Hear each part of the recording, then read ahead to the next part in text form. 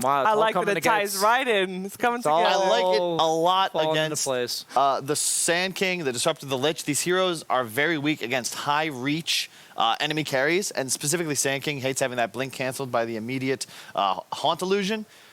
I don't believe in Spectre, so I'm ready to be proved wrong, but I have not had a Spectre that just looked anything other than potato. I like it with Chen and Necro. And the thing is, it's that same idea where Spirit have easier ways of moving around the map now, right? You're playing against Slark, you're going to get hunted, but you can keep... if Chen is with his 2 heroes, Necro can go farm a side lane, Spectre can farm a side lane and be able to haunt in. You summon the Necro, suddenly you're 5. So you have way more team fighting capability. They do have very heavy mid-game, ignoring the Spectre. Like, the other 3 heroes are meant to be very active, and I'm expecting them to pick a 4th hero that kind of sets everything up, brings it all together. Yeah, you have a Tiny, but it's most likely support that you don't want to rely on just your 4 position. So a mid laner like the Invoker, something of that nature. Obviously, it got banned here, but I'm just saying that fits that bill. I wouldn't even mind like something like a DK or anything like that. Yeah. Just somebody that's clearly your playmaker. You're gonna be relying on them to make the calls. Like last game, almost everything was probably initiated by the Invoker saying, hey, I want to play top, let's go there,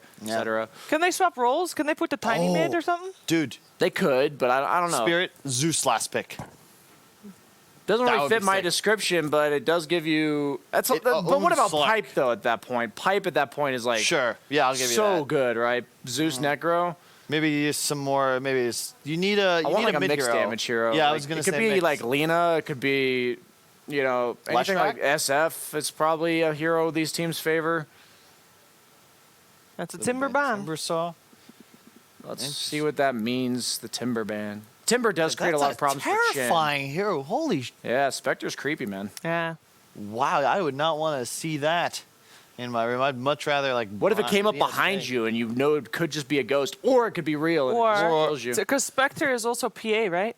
What if it was... The voice line, you mean? Or? No. Like, that's her stick. She's like the assassin. Oh, but I then see. She never got to finish her contract. So, like, there's some lore there. I'm sure Slacks can tell you all about it. Call Slacks. We need to phone a friend from Who Wants to Be a Phone Millionaire. a friend. Get a helpline. Would be amazing. We should do a segment at some point in the future where we say something like that, and then all of a sudden you just hear, "Hello, I'm Slacks." That would be creepy. Chimes in. So it might actually be a mid-tiny, like Shiver said. It does fit the description. It does I like do that. Yeah, it does do what it needs to do. Yeah, and it's not a bad like counter. It's not a bad 9th pick mid in the sense that the opponent has a counter pick. Not too many heroes do that great. There's very limited sustained DPS on the NIP side right now. It's just the Slark who needs a lot of items to come online. All your 3, 4, 5 are effectively just spell damage only. They're reliant on their cooldowns to deal any sort of DPS, and they don't scale so well. In the last game, Slark had a lot of tools that enable him to stay in the fight a lot. The IO, the sustain from the Necro. In this game, he does not. Like Slark, unless he buys Lifestealer, they get like a Vlad's. There's really no reliable way for him to just continuously hit people without losing health. And I don't know if he's going to be able to dish out the damage he needs to do. They pick Kunkka. I don't know. It reminds me of the previous day, man. NIP's strategy is just we're going to keep killing you over and over and over, gain an insurmountable advantage, and eventually take the game. I think Spirit, even without seeing their last pick, looked great here. But they last picked Shaker. What are you talking about? Well, I didn't. He's saying before the Shaker, he still liked what they were now that I see it on the screen, we can, we discuss that. I feel like Spirit. I like how you tried to cover for him, Brian. Hey, I've learned to, man. I've had endless practice of trying to reason what Kyle was thinking for the last, 10 seconds. It started when we were playing against each other, drafting against one I never another. figured it out back then, but now I've got it 32 down. lifetime record, but who's counting?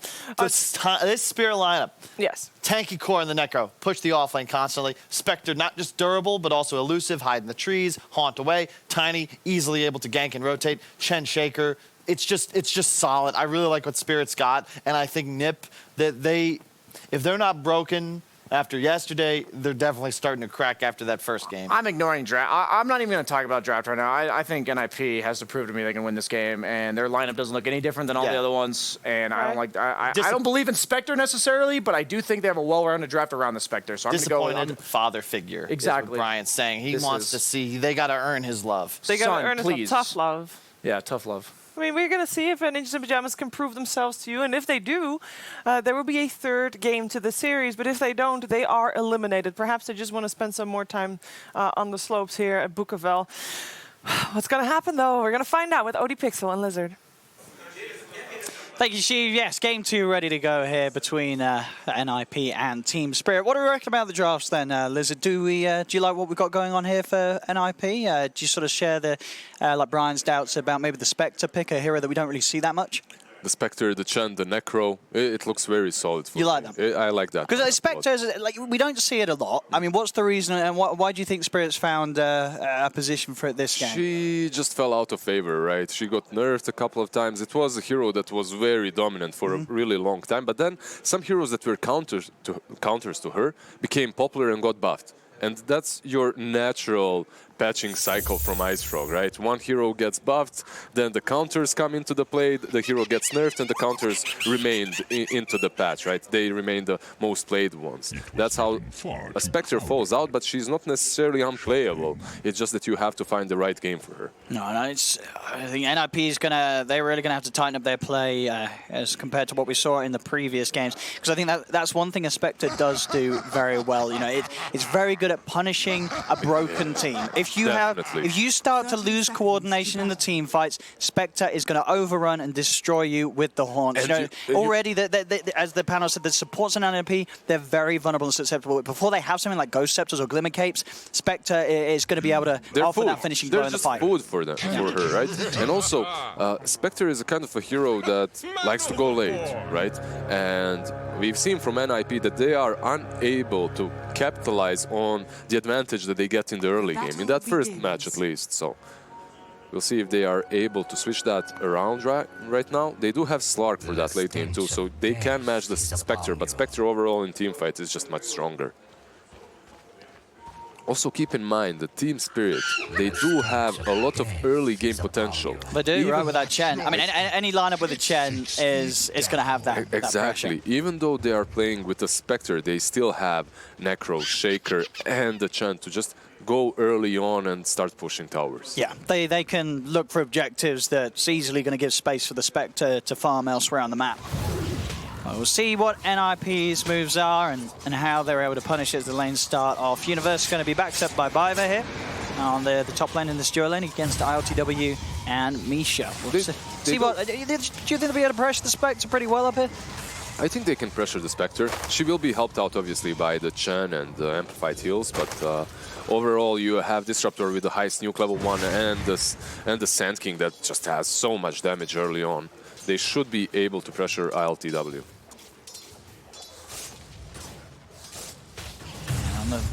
On the other lanes, is there any particular matchup you feel it could go pretty one-sided? Nah, not really. If you look at the mid lane, it's your answer to Kunkka. The only answer to Kunkka a few patches ago was Tiny, right? And vice versa. So it's basically a skill-based matchup in which both of them buy these tanky items like a couple of bracers, power treads, right? And you can't really see anyone dying there until perhaps level 6 or if some major mistake happens. Yeah, both heroes that are going to be able to easily farm those neutral camps to the side of the lane as well. But this bottom lane actually reminds me of that last a lot. You have this Necro and the Shaker.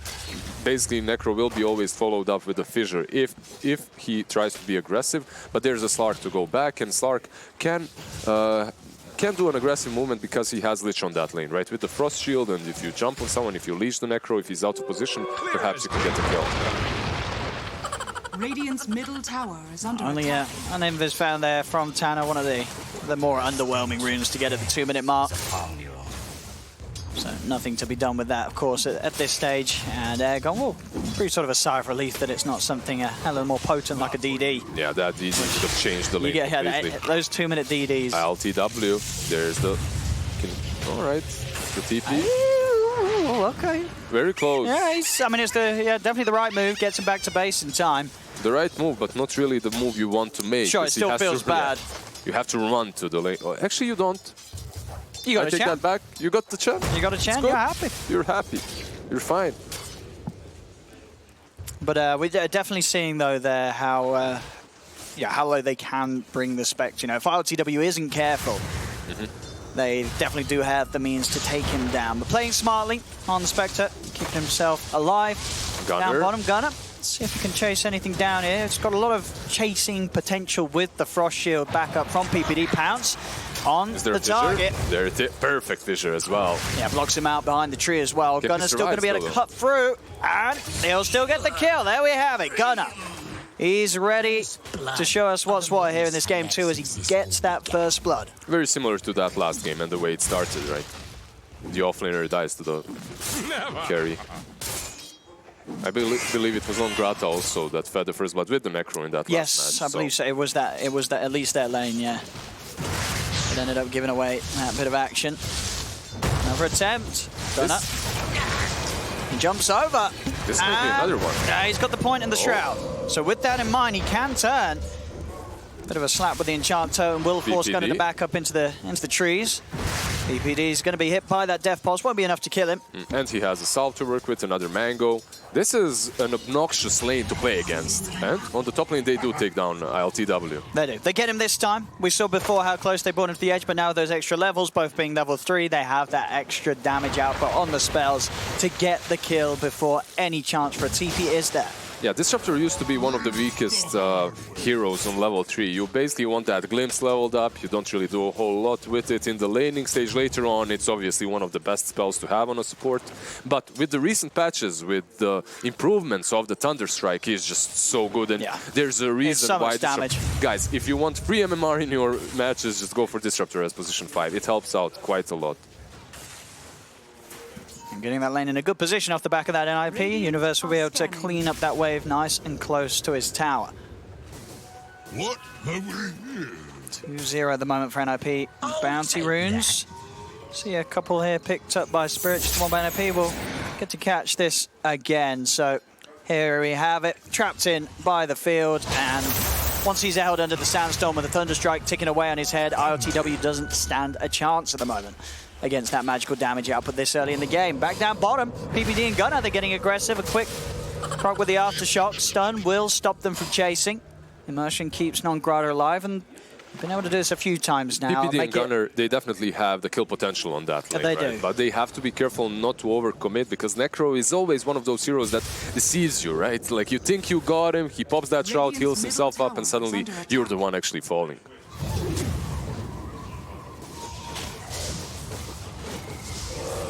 I also really like this build from Biver. He started on the lane with the Basilisk on this universe. Ooh, quick with the Burrow Strike. Glimpse is used as well to try and take Aegon away, but Aegon will still be able to step in and get the toss back. So Universe will die. They're trying to get the kill to ILTW. I'm not so sure about that glimpse. That helped him, actually. Put him in position for the toss as well. All right. Yeah, I think just sort of, wants to try and throw something out in an attempt to help his mate, but it really didn't at all. Back in the river, though, Aegon. Just get caught by the initial combo, but it's not enough. Even with the DD, Tanner not quite having the damage to take down Aegon. Aegon's fine, can bottle up. Tanner's going to continue to chase. He's trying to get Misha. But he does it in style, does it off the creep. Will turn back towards the rest of them. He's still got a torrent. He could get more out of this. Tanner turns, he's going to look for another cleave with the Tidebringer. Tanner. He's lining it up perfectly. Double kill for the Kunkka.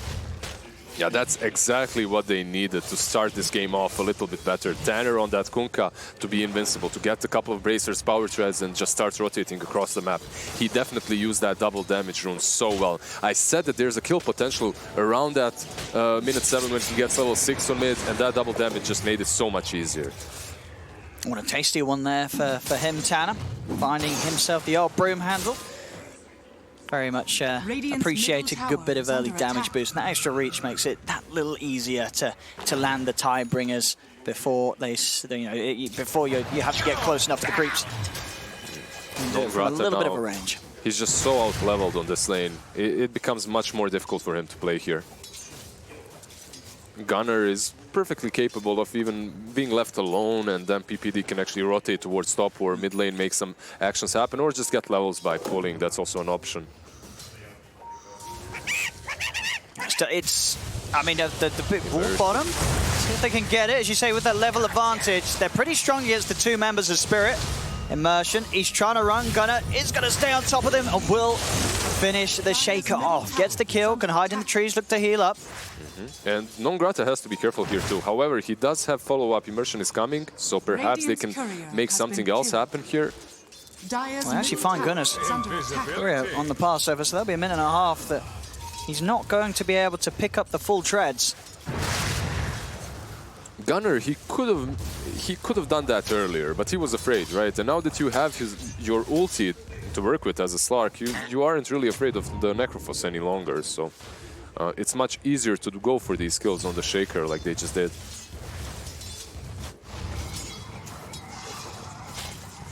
I've got to say, RTW, even though there has been quite an amount of pressure on him on this top lane, his CS doesn't show that. 51 and 10. No, they are rotating. He's been though. farming They fine. are coming. He's going to go for the setup Torrent, and there it is. Great setup from across the tree line. Tanner, he's got the catch. They've got the kill. Tanner continues to make these moves, just like sort of he did in game one. At this point, he was moving to the side lanes and having a good start to the match. So a little bit of a repeat overall from what we saw off the back of the lanes in that first game of the series, where NIP, they're off to a pretty solid start. Sure, they're not leading by any sort of mile. It's less than a 1k difference. Farm's still there for the Spectre, but they're making the moves. They're making these early plays. Top lane, though, Tanner may have overstayed his welcome as they'll come in with the Haunt play, take Tanner out. Do they have the catch for the Sand King? I don't think so. All right, so he kind of overstates his welcome over there. They use the Haunt with the Spectre, and they just get the counter kill. But overall, as you said, he's doing very similarly to what he was doing in that first game, right?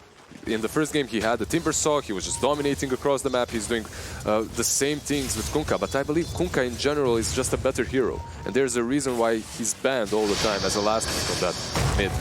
Pushes out from Immersion to stop Biver and PPD chasing for this. The two supports of NIP were trying to go alone for a bit of action. It will cost Biver his life. Tanner, he's got the X mark.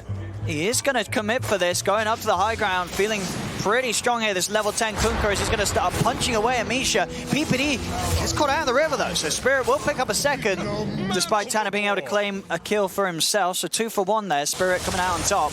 I believe that impact from Tanner can be much greater in this match than in the first one.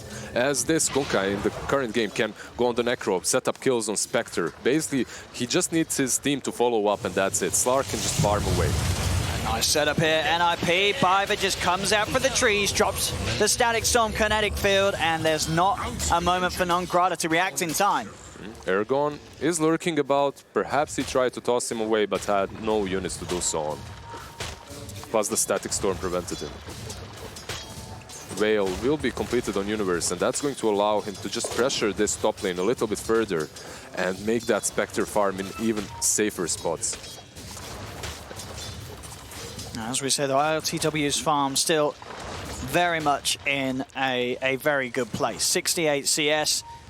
The pressure, even the kills that NIP's been getting in this top lane, have not slowed the Spectre down that much at all, if at all, really, at the moment. His farm is still A-OK. Universe rotates mid just to defend it. Dire's top tower is under attack. No attempt to make a play onto him. No detection will be placed here, especially with TP's coming in, and Non-Grata will be glimpsed back. No Static Storm. Kinetic Field holds him in. They'll pop the Shroud. He's got the full combo coming down on his head from Tanner. Crashes down upon him as Non-Grata gets punished for having a look a little too close to the tower. Anytime you get glimpsed back underneath a tower, you've always got to wonder what you were doing underneath there in the first place to allow you to get glimpsed back under it. One of the reasons why Disruptor is picked so often is basically these plays never go unpunished. Also, you have to keep in mind, Shen did not have his ulti there. Spectre also without an ulti. I don't understand the aggression that they were putting. Now they can go for this. I mean, Tanner's got a DD. ILTW just falls here with the Static Storm back up.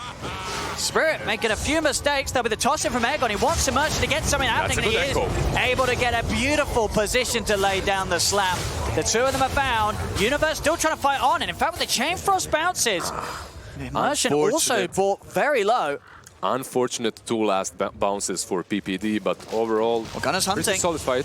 He may be able to finish this kill off nonetheless. The TP's coming in. Gunner, I was going to say he's got to pop the Shadow Dance to get out. Non-Grata's in, and he has a scythe. Fisher's there.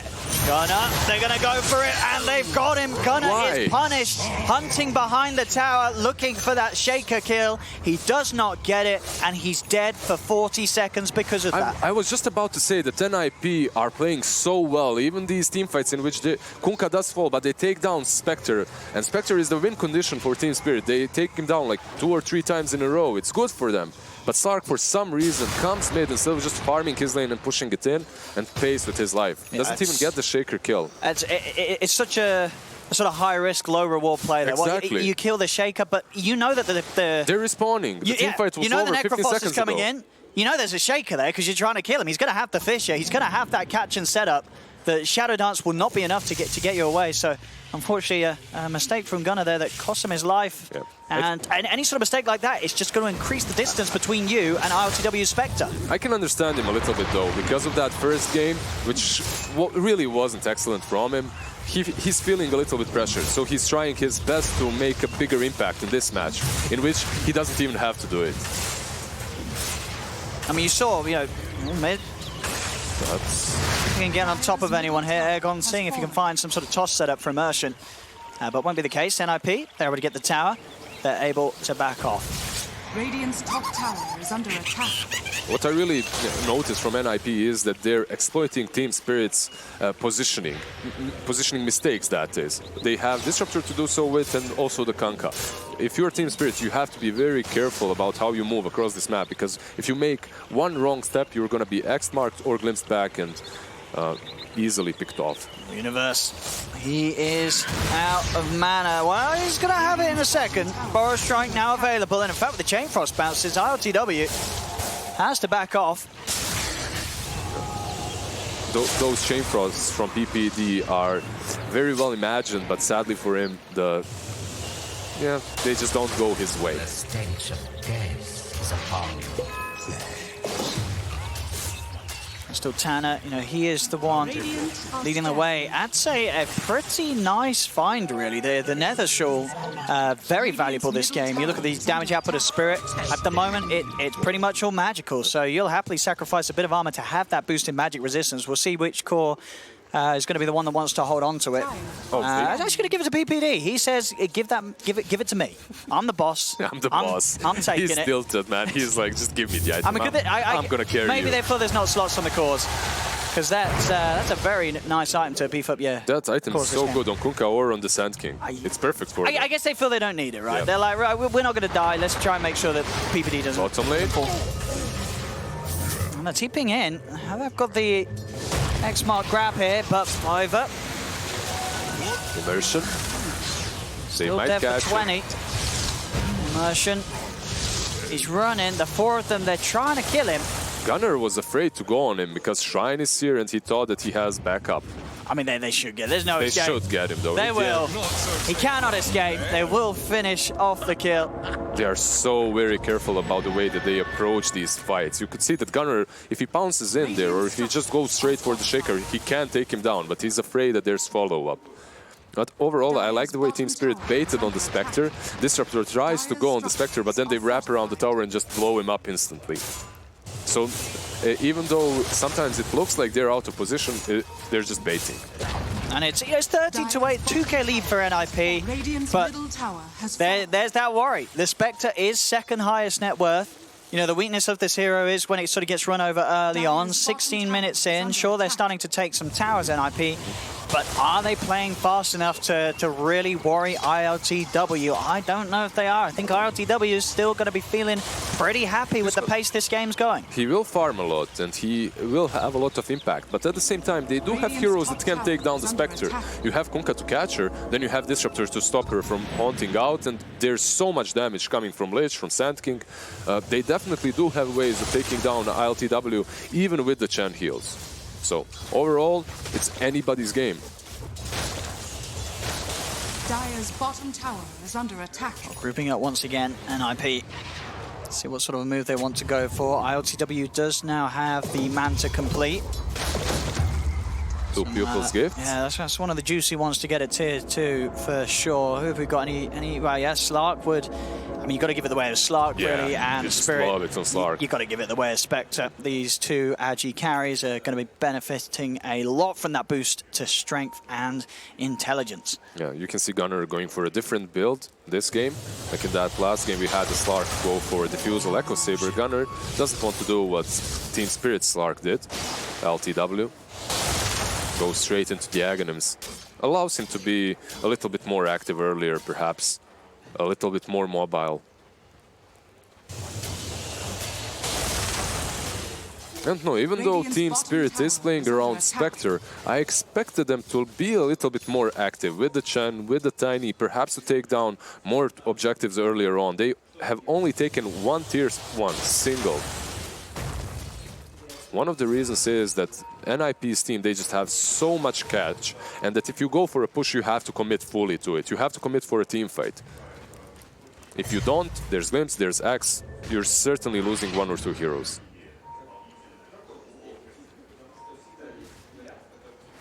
I was going to finally they've managed to get the People's Gift over to Gunnar. Actually, Non-Grada's going to hold on to the People's Gift on Spirit's side.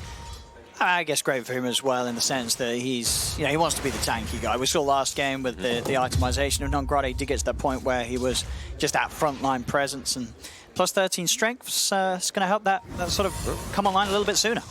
Immersion. See what they can get done here. Drag back into the combo. Non-Grada's around, and Immersion's actually going to pop down the Echo. Fisher as well.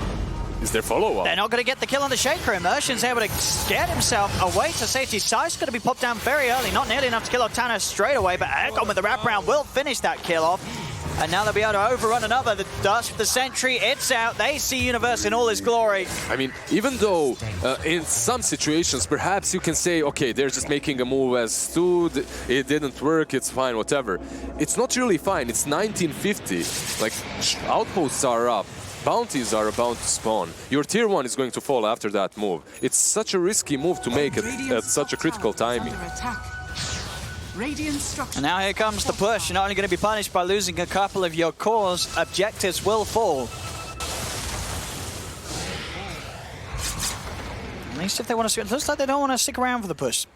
I mean, they're respecting the fact that NRP is going to have the respawns coming in. You have to remember, they don't have sight, they don't have haunt any longer. They used a lot for it. Exactly, and you are playing versus a Disruptor and Kunkka. If you want to stop pushing, you have to do it much faster than usual. Yeah. And I really don't think, Spirit, they're not in a rush this game. They have the Spectre, they know RTW's in a solid position in farm. Yep. Just keep the game going and make sure that they don't feed away any kills. Or at least any of the big ones. Misha, he'll be the one that's sacrificed left behind. Take it. As NIP do storm across the map. And they realize that there's no big ultimates on Team Spirit and they want to capitalize on that. Probably going to pressure this tier 2 on the mid lane, or perhaps go for more kills. Is that all 4 bounty runes taken by Team Spirit? I believe it will be. All 4 bounty runes, 1 outpost on minute 20, pretty good. They're only 1k ahead though.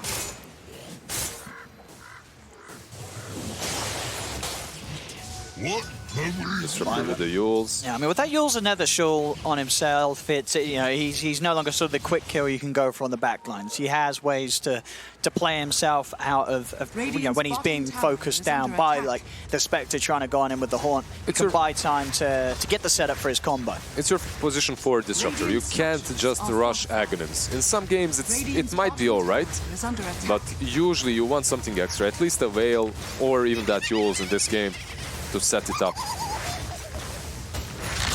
Tower down, and Non-Grada completed Greaves, so the tankiness and sustain of Spirit continues to grow, which is a worry for NIP. We saw that play on the top lane where they attempted to go for the kill. They didn't quite have the damage to sort of instantly take a hero from 100 to 0.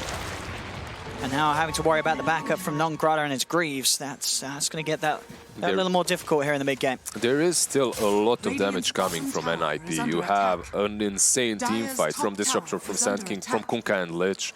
And then Slark, I just value that hero so much. I believe if they play their cards right, they definitely can win this match. Oh, time to look for some action. They smoke up. ILTW has the fighting build ready to go. He's got Manta and Diffusal complete, along with having that Haunt ready to pop. He's ready.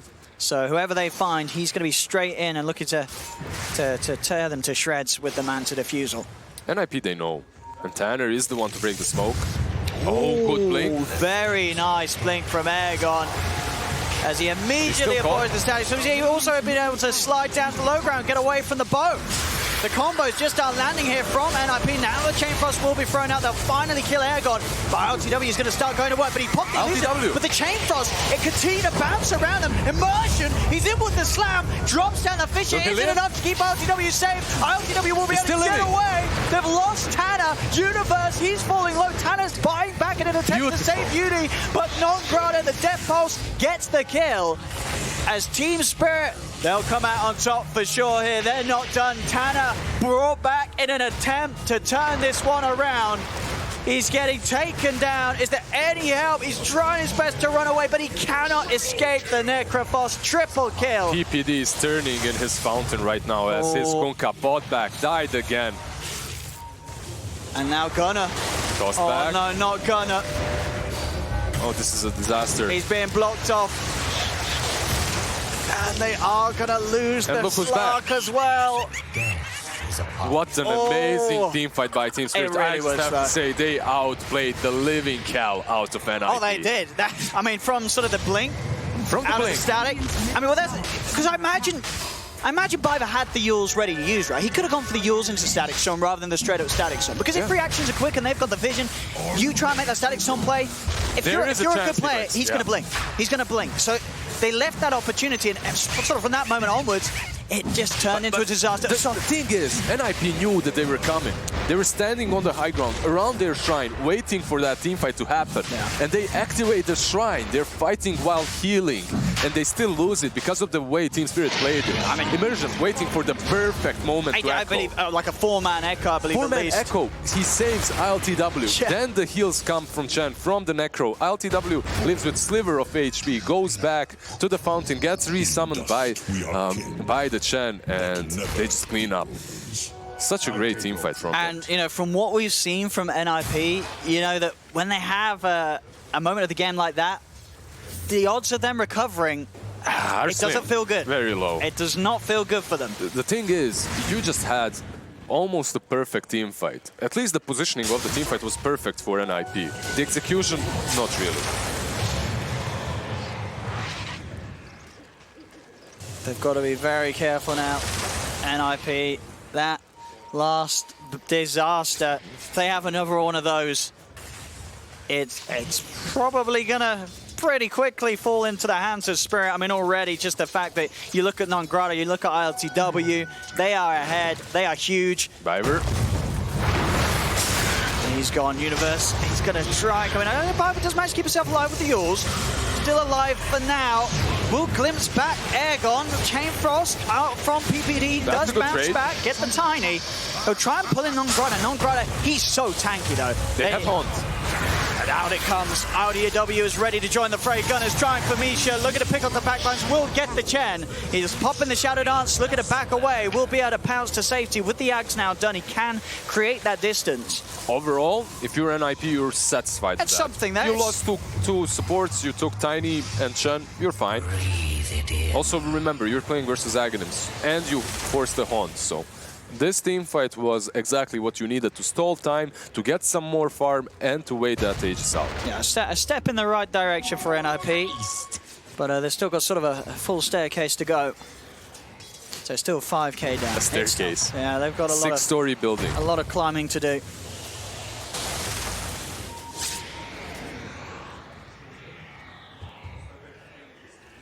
And it's just, you know, Non-Grata, we've seen it 2 games in a row now. He just how do you get him? And he knows at the moment, you know, Grease and Pipe, that's enough. You don't need to go for any sort of heart this game. He can go on the offensive. He's got the Aghanims queued up. You pretty much aren't getting him unless there's an Aghanims on Disruptor, and that's not coming anytime soon. Radiant's bottom Now, Titan Sliver's found on the side of Spirit, so whether they want to give that the way of non-grata or auto ILTW, both of these cores, they're going to love playing with that. Universe.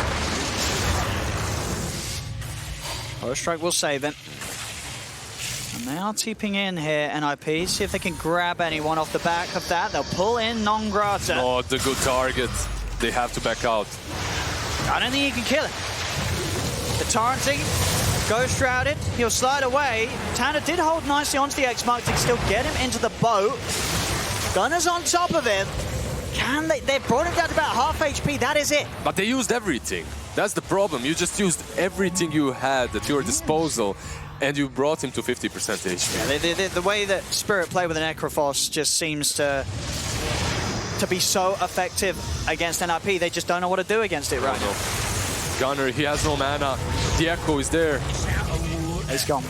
He's gone, he's dead. 50 seconds without their carry. PPD, he'll join Gunner in his grave. Without the carry, without the captain, I mean, NIP is just falling apart at the moment. It's starting to roll quite solidly the same way as Game 1 did. under attack. Spectre, ILTW non-grata, they're ahead. No one's even close to them.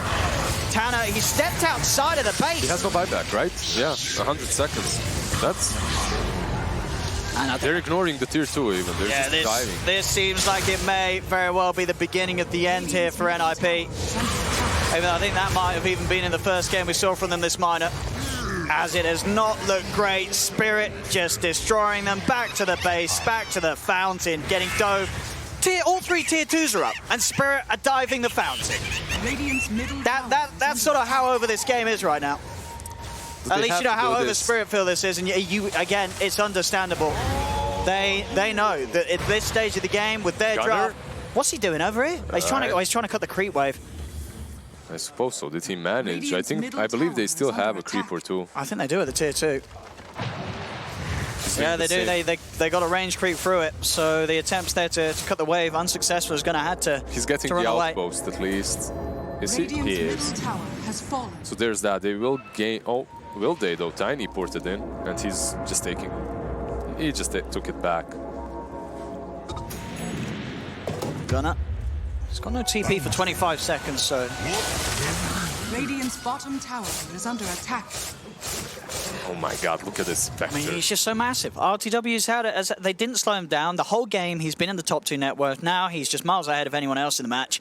And at this point, it really is. You know, you're seeing why they picked Spectre, and I think it was for the reason I mentioned at the start. You know, you pick Spectre when you realize, hey, you know, the team we're playing against, coordination, it's not there. It's going to be a messy game. I'm going to be able to find fights where I can get in, get quick kills, and RTW's done exactly that. And on top of that, he had a lane where, despite the fact that it felt like NIP were pressuring pretty well, they were pressuring. They didn't slow him down. Exactly. He was still finding CS, and Chen is one of those supports that allows you to do exactly that. No matter how much they pressure you, you're still going to be able to out-region them. And it didn't feel like Disruptor and Sand King were doing enough, even though they killed him once or twice.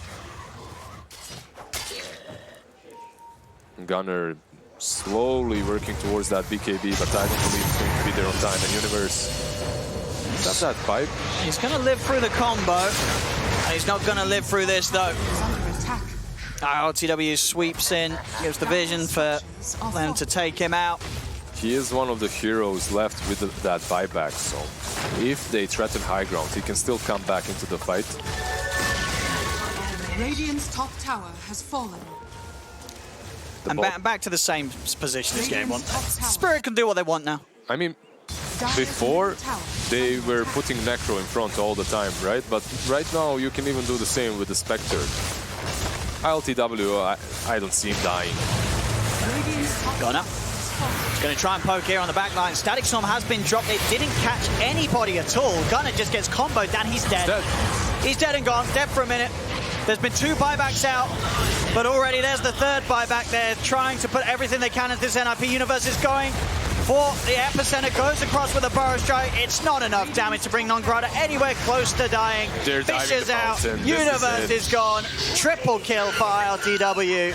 And there is a GG well played. Finally out there from NIP as Spirit take the series 2-0. It is the end of the road for NIP. And all in all, a bit of a disaster of a land for them. I mean, we did realize that they just changed their midder, and Sure. Gunner also rotates to the safe lane, so it's not really simple to just change your